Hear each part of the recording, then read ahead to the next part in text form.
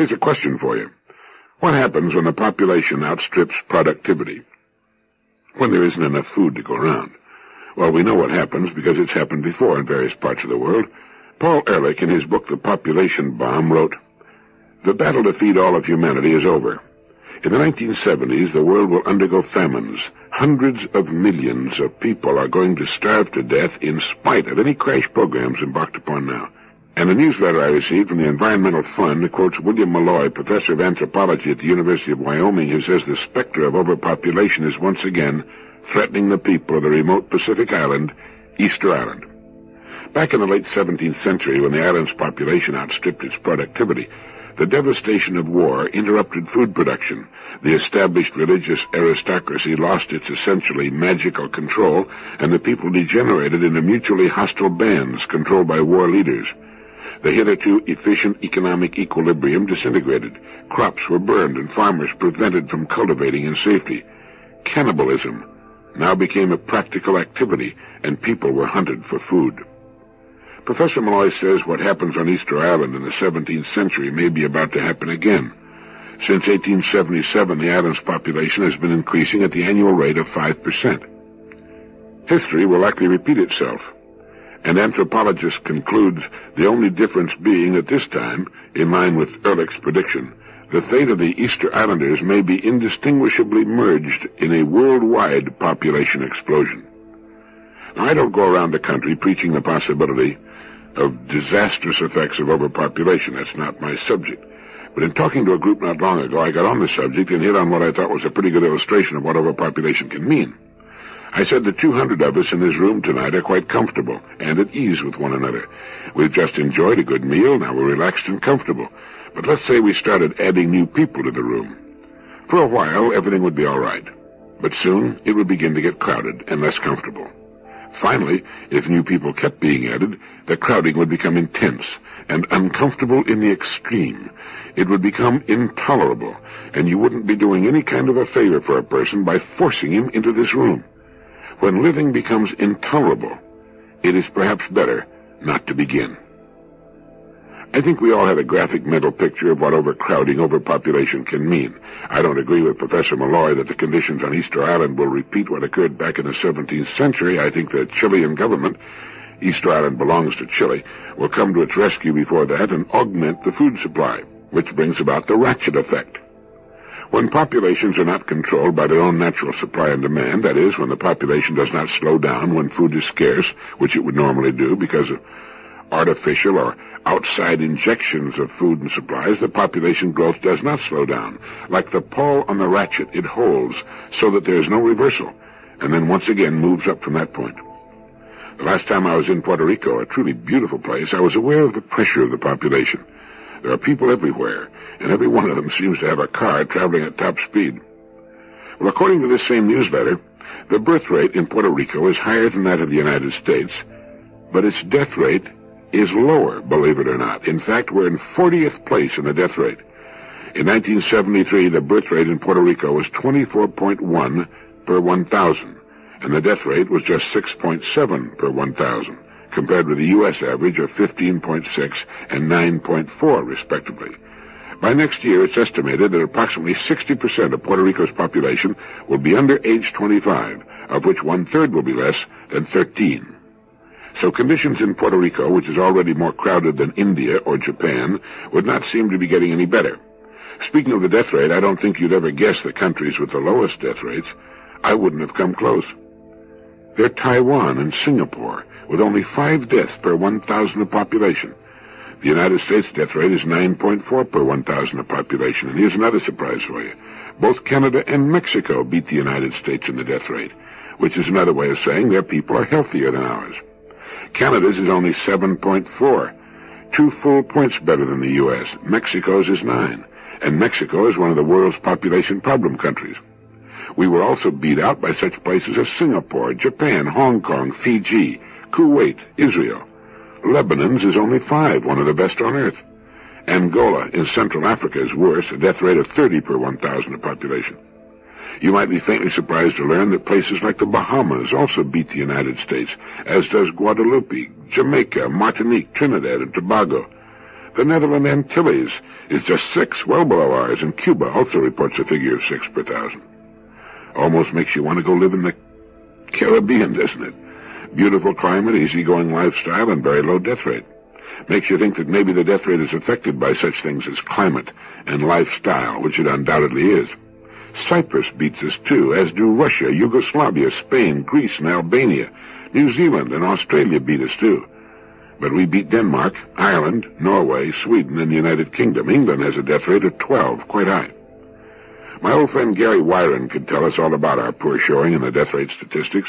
My guess would be that our relatively high death rate, 9.4, isn't high. It's just higher than 40-some other countries. And I don't know why we can't lead in that important department, too. My guess would be that there are 2 culprits at work here. One is easy living, not enough exercise, and the other would be poor diet and overeating. Millions upon millions of young Americans have been raised on a diet of soft drinks and French fries, and they're certainly not going to help us improve in the death rate statistics. In fact, our rate will probably worsen. When you have young mothers who as teenagers lived on French fries and soft drinks, you can't expect them to educate their own children on good nutritional habits. Add to that the fact that we don't walk anymore, that we tend to soften to death, and develop physiques like polyethylene bags filled with chicken fat, and you can begin to understand why the richest country on earth is more than 40 places down the line when it comes to our mortality rate. I remember reading somewhere that Americans eat 97% more food than they require for good nutrition. It would appear that that sort of condition, while much to be desired, has much the same effect on mortality rates that a significant shortfall of food would have. William C. Paddock, a consultant in tropical agriculture, in a letter to the editor of the Washington Post in May of '74, wrote, "Sooner or later, we must realize that we have already lost the race to balance food production and population growth. We thought we could win it during the last decade. From 1962 to 1972, the United States shipped $14 billion in food aid to Africa, Asia, and Latin America. This goodness on our part, justified by bureaucratic assurances that our government would somehow or other pressure these areas to produce more food and fewer children, has in no way minimized the threat of famine at the present time. In other words, the world is less able to cope with a food crisis today than it was before the massive outpouring of food aid. That's because of the ratchet effect I mentioned earlier." In a recent issue of Manus, October 16, 1974, Norman Podritz, the editor of Commentary, is quoted. He wrote, "I believe that issues exist. It is an issue that our society still lives by success conceived in terms of status or money, and that the pursuit of success encourages the development of the worst human qualities and strangles the best. It is an issue that the curiosity of our children wastes away daily in the schools. It is an issue that work provides no satisfaction for the great majority of Americans, whether they sit at machines or behind desks. It is an issue that the air is filled with lies, that public speech has lost all connection with reality. It is an issue that everything we get costs too much money, too much energy, too much spirit. These are not issues that will be raised in any presidential election, but then so much the worse for presidential elections. Intellectuals do raise them from time to time, but in a mechanical way, as though they had trouble remembering what once burned fiercely in their souls, a vision of what a decent human life on this earth might look like, and could only remember their bitterness at the refusal of others to share in the vision. Do intellectuals wish to change the world? Then let them work on the consciousness of the age and forget about parties and movements. Let them attend to their dreams of the good life and the good society, he writes, while others fret about pushing bills through Congress or winning votes in elections. Well, the editors of Manus say that this is an order of conviction which is immediately acceptable at one level of understanding, yet fades and is forgotten when we turn to so-called practical matters. How, after all, does one work on the consciousness of the age? How are changes in goals and objectives induced in human beings? The two ways we have of thinking about a decent human life on this earth are really poles apart, since the inner sense of enjoying meaning and having human fulfillment is not the direct result of effort toward some concrete achievement. It comes rather from a feeling nourished by undefinable existential currents. A change in consciousness is more a change in stance, in elevation, and perspective than in activity, although a change in activity often follows naturally from a change in stance. The effects of a change in consciousness are hardly predictable. The man who climbs to a high peak will see the entire landscape quite different in shape from what was visible at some lower altitude. All proportions and relationships alter. Things themselves do not change, but the new perception changes the observer's relation to them, and therefore the value he puts upon them. Explaining this to others who still look at the world in the old way may seem practically impossible. Sometimes we can be impressed by the penetration of those who see the world from another's elevation yet remain unable to have the same perception. Freud once warned his followers that one poet's or philosopher's insight was worth more than a carload of sociologists and their camp followers. But neither he nor anyone else has explained how such insights can be translated into common understanding. Yet this was what Norman Podritz was in effect demanding. Not much else matters, he said, if there is no fundamental change in the way people view themselves and their life goals and undertakings. In what mysterious motivation do such changes originate? Why will one man in the midst of a struggle suddenly pause, shrug his shoulders, and say, "It doesn't matter," and withdraw? And why will another, drifting through the motions of a mediocre career, one day seize the reins of decision and set out in an entirely different direction? We know little about such behavior, save that it happens, and that sometimes it has far-reaching results. Does the individual feel some sweeping reason to redefine success, removing it from the category of things externally measured to make it into an inward or private vision? Why should the ordinary pursuit of success encourage the worst and strangle the best in human beings? Not merely because success, as we commonly think of it, involves material rewards. It happens because we have a rigid standard for identifying successful achievement. Good human lives are filled with diversity.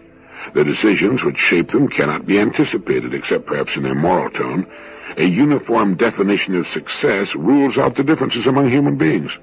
The abolition of difference puts an end to individuality, or more simply, to freedom. The matter has complexity, since people sometimes assert that freedom means the right to be the same as everyone else, to have what others have and do what they do. I guess one could say that most of what we've just said is brought about by that rigid standard for identifying successful achievement. When we think of success in this country, we think of the country club or the yacht club, of fine homes on shaded, well-cared-for avenues, of quiet, luxurious automobiles, foreign travel, leisure, fine clothes. It's this uniform definition of success that causes much of the problem. 90%, perhaps 99% of the people aren't going to live in that kind of setting. If they think that that represents success, and they're not going to be successful during their lives, nor are their kids. And that's a tough condition to contemplate when a person comes face to face with it. But with no attempt to sidestep the issue or candy coat an unpleasant pill, the conditions we've just described represent only one kind of success: financial success. Now, since financial success, the ability to buy things we want and hire people to work for us and live in fine homes and not have to work for a living, are all intimately connected with the ancient rights of kings and lords of various kinds and aristocrats who, even though they might be simpering morons, often held the power of life or death in their soft, delicate, and bejeweled hands. There's still attached to wealth a myth of omnipotence, a sense of wonder and envy that persists even into this day of leveling taxation and the emergence of an affluent middle class. Perhaps 95% of the human beings on Earth are poor, most of them desperately poor. This year, millions of human beings, just like you and me, will die of starvation. They're not concerned with making ends meet or paying their bills or managing to scrape enough money together to send a youngster to college. They're unable to obtain sufficient food to remain alive or keep their children alive. To such people, an American unemployed migrant worker is rich. One of the major concerns of our time, ranking with such problems as the survival of the human species, is how to provide a decent life for such people, regardless of where they're born or happen to live. A person shouldn't be condemned to die and watch his family die around him because of an accident of birth, because he happens to live in Chad or India or on an American Indian reservation or any place.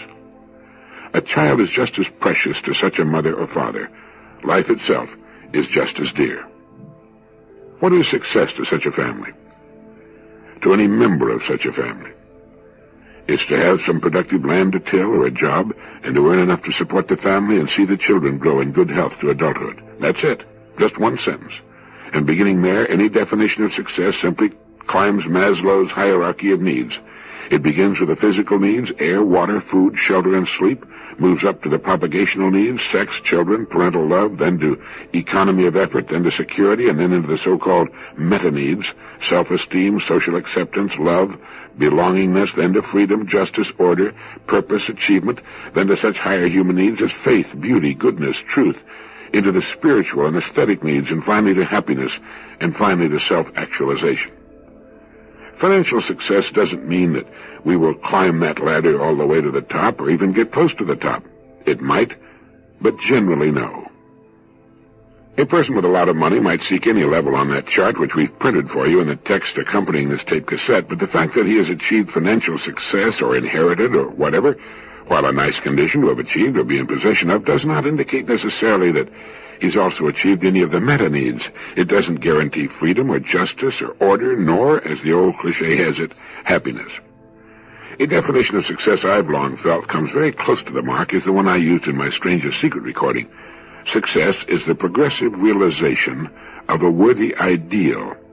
It means that we are successful, and incidentally happiest, when we're moving towards something we want to bring about, especially when that something is worthy of us as persons, as members of the human race. I can conceive of a person working toward a worthy ideal and still being unhappy because of incidents or conditions in his life, the death of a loved one, the breaking up of his or her marriage, physical conditions, but it still holds together, I think, as a definition of success. It will apply to the starving as well as the most affluent. It will apply to people in every walk of life, to the young and the old. It has nothing to do with IQ or degree of education or place of birth. It simply means that the successful person is that person who has an ideal in his mind toward which he's moving. It doesn't mean he'll ever reach it. We are seldom completely satisfied with our work, whether it's a novel, a piece of music, or an end table. But in moving toward that ideal, whatever it is, we achieve a great deal. We achieve a sizable measure of our goal. Quite often we do reach it, as the child moves toward completing his education, or we marry the person we want to marry, or manage to reach the income we've set for ourselves. People with goals tend to achieve them. It's self-fulfilling prophecy, something we see about us every day of our lives. But the higher we reach on Maslow's hierarchy of needs, the more difficult the achievement becomes. These achievements move into the realm of divergent problems, problems we simply live with and never truly solve in the sense that we can solve simpler problems. But that's good. We don't want to completely solve all of our problems, achieve completely all of our aspirations, then we'd have nothing more toward which to move and grow. As Candide tells us, we need to cultivate our garden. The need to work in a garden never ends. It is never complete, never finished. David McCord, the poet and essayist, in a commencement address at Colby College, Waterville, Maine, had something to say on how to make a good book really your own. He said, "I've never forgotten the excitement of that moment when I learned how to make a book utterly my own, not yours or the next fellow's, but mine. Wherefore today, some thousands of volumes and many years later, I say to you, begin to build your personal library now. Not the family library, not a library of sets unopened, uncut, and unread, but an intimate library, a library as close to you as your clothes, your watch, or your car. In a few years' time, this alter ego collection will number 50 or 100 or several hundred volumes, totally a part of you. Great books," said E.M. Forster, "make you feel small in the right way. And if each book is truly a great or influential book, tested by years or generations or centuries of other readers, a great or influential book germane to you and to your need because you read it with delight, like Moby Dick or My Antonia or The Outermost House, A Passage to India, Walden, Arabia Deserta, The Tempest, Hamlet, Peer Gynt, Samson, Agonistes, The Heart of Emerson's Journals, Pickwick, Alice, The Sea and the Jungle, Father and Son, The Oregon Trail, Kim, Far Away and Long Ago, Equanimitas, Life on the Mississippi, Of Human Bondage, Tarka the Otter, The Small Years, The Mirror of the Sea, War and Peace, Religio Medici, The Practical Cogitator, The Crock of Gold, The Country of the Pointed Firs, Cobbers, Come Hither, The Dyer's Hand, The Castle, or The Road to Xanadu. Well, then I say, your correspondence, your papers, reports, articles, recommendations, everything you write will reflect possession of this body of knowledge, pursuit of style, and effortless reference. The book of quotations has not been made that will hold a candle to what you carry in your head as far as you're concerned. For what you will carry in your head will be the flavor of good writing. Your everyday speech will have taken on a hue and a quality above that of your friends and colleagues. Now, I'm not talking miracles, I'm talking facts. For example, as your daily intake of mail increases over a decade, and you will wish it would not, you will find, as I have found, that it is a lucky morning when one unfolded letter rests on the top of the pile because it is flawless in composition, correct in punctuation, original in voice, engaging in tone, compelling by enthusiasm, yet dismaying in the thought that you have not the wit to answer it in kind. But when you have answered it, have cheerfully sweated over every paragraph, you will be cheerfully surprised to discover that reading with a pencil has taught you the truth of what Mark Twain observed somewhat ahead of us. The difference between the right word and the nearly right word is the difference between lightning and lightning bug. Dr. Robert B. Greenough, the cancer surgeon, once received the perfect bread-and-butter letter after a house party he'd given on Cape Cod. "Dear Bob," wrote Mr. C.F. Weed, a graduate of Trinity College, "some parties deserve a letter, some don't. Yours does. Here's mine." Well, these are the right words. They're not rude words, and not one of them can be deleted. Right words also are these from another source. "If ever I can do anything to help you, hesitate to ask me." One thing more. I advocate what Professor Reuben Brower of Harvard proposes in a book called In Defense of Reading. Slow down the process of reading to observe what's happening to the words, their uses, and their meanings. Speed reading, useful to an editor or scholar in search of something in particular, has no more place in your cultural growth than a book club. Slow down. Read the way a poet does, to taste, to reflect, and to savor. Hunt the second-hand bookstores and zero in on the right books for you the way we used to line a bee tree out in Oregon by triangulation. When several critics or friends with a trusted background of learning say at different times, "You've never read Erskine Childers' The Riddle of the Sands?" Well, go out and find it. I'm no sailor of small boats, but that's precisely how I came upon The Riddle of the Sands, as you may also, a breathtaking adventure with this classic in its field. Be not otitious, living on one book. Be alert in your diversity. At the beginning of his essay, David McCord writes, "Many of you have surely noticed in your reading in the past few months an increasing use of the word autodidact. Without going to the dictionary, where you may not find it anyway, you can guess that it means a person self-teaching or self-taught. Now Lincoln, Darwin, Edison, Bell, Burbank, Franklin, Whitman, Edward Lear, Winslow Homer, Mark Twain, Henry Ford, and Ernest Hemingway were autodidacts. Not one of them went to college. Of course, it's the function of our schools, our colleges, and universities to teach us to be autodidacts. But the tragedy is that most of the learning process, as we learned it, dies with a diploma. You may pursue this dismal thought somewhere in Jowett, introducing Plato. He wrote, "The want of energy is one of the main reasons why so few persons continue to improve in later years. They have not this will and do not know the way. They never try an experiment or look up a point of interest for themselves. They make no sacrifices for the sake of knowledge. Hardly anyone keeps up his interest in knowledge throughout a whole life."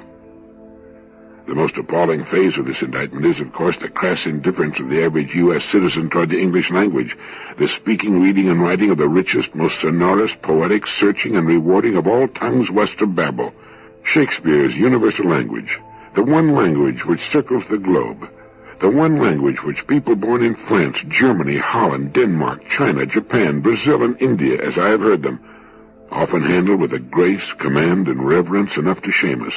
My friend Zhang Yi, the self-styled silent traveler, for example, or Vladimir Nabokov, or Professor Kozo Tada of the University of Tokyo, of the late Isaac Dinesen of Denmark, one of the great stylists of our time, whose voice I've heard on records.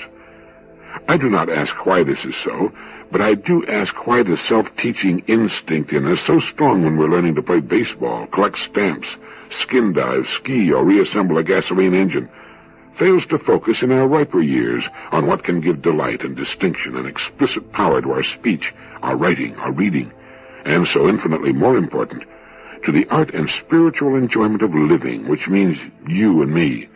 Or wanting for this, just why the autodidact in us fails to focus on our language as a simple tool, the mastery of which has proved itself for centuries an asset beyond price in business, industry, the professions, in marriage, parenthood, and in the daily commerce and noble merchantry, as John Buchan said, of our so-called civilization. The autodidact in the poet does not fail him. Great poetry, good poetry, is free of jargon. Poets know, as Emerson said, that every word was once a poem. They read aloud to themselves. They hear as well as see. They have an ear for tone and overtone, else they are not poets. They flush the cuckoo adjective out of the nest of nouns and verbs. They seek exactness out of inexactness. They hear their own echoes, all words disastrously repeated, and eliminate them. They loathe and avoid the cliché. No problem. That's the way the ball bounces. Let's face it. Get with it. That's what you think. You can say that again. As a matter of fact, no kidding. Let me put it this way. They choose the muscular metaphor above the weaker simile. Something is, not something is like. Up from India glances the silver sail of dawn, which is Houseman. The smell of liver and bacon sidled into the street with onions on its breath, which is Dylan Thomas. Poets are masters of precision, the précis. Every poet worth his salt gets the essential shiver down the backbone at sight or sound of the inevitable distilled in the alembic. I have seen old ships sail like swans asleep beyond the village which men still call Tyre. When I was an undergraduate, uneasy in determination to become a physicist, I took very lightly the solemn counsel of Professor Charles T. Copeland, Copey of Calais, Maine, that reading poetry and trying one's hand with poetry was the best and for many people the only way to learn to write responsible, respectable, persuasive prose. By the time I reached the graduate school and was listening to Professor John Livingston Lowes at the peak of his power in that vast and thrilling study of Coleridge, which he subsequently called The Road to Xanadu, I knew that Copey was right. But if poetry was important, so was poetic prose itself. Professor Lowes was a stylist with a powerful sense of drama and detection. It was this 5-foot giant with a booming voice and occasional outbursts of choleric temper who urged upon us the art of reading with a pencil, not to disfigure a book with schoolboy underscoring, a book, of course, for which we had paid good money, but to put a small vertical line in the margin opposite the significant sentence, word, or paragraph, and to write on a blank page at the back, the folio, or whatever, quote the word, phrase, or sentence in question, make a note of our dissent if we differed, or a comparison with, or a parallel to something else if we had a comparison or a parallel available, or an extension of an idea if we could extend it. A page or two of such notes, and the heart of the volume is yours forever. And that's how David Ricord suggests you learn to make a book completely your own. Write a page or two of notes on the book, and you have the heart of it. And I think we should remember his admonition, if we're not already well on our way, to start that personal library now. Not the family library, not a library of sets unopened, uncut, and unread, but an intimate library, a library as close to you as your clothes. Thank you.